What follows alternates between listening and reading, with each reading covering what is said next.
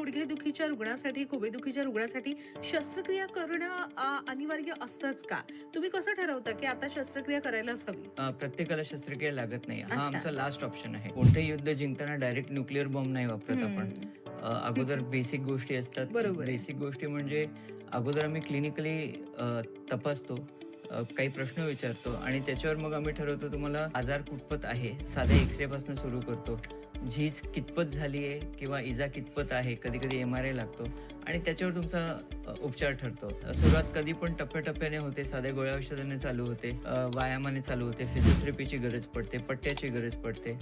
ज्या लोकांमध्ये गोळ्या औषधं पट्ट्याचा गुण येत नाही त्यांच्यात मग कधी-कधी वंगणाचं इंजेक्शन, PRP इंजेक्शन ह्या गोष्टी आम्ही ऑफर करतो. आणि ॲज अ लास्ट रिसॉर्ट ज्यांना ह्या सगळ्या गोष्टी काम करत नाही किंवा झीज खूप पुढे गेलेली असेल किंवा इंजरी कन्झर्वेटिव्हली ट्रीट होणार नाही, तर त्यावेळेसच आम्ही तुम्हाला ऑपरेटिव्ह हा मार्ग सजेस्ट करतो. विनाकारण तुम्हाला कोणी ऑपरेशन सजेस्ट करणार नाही.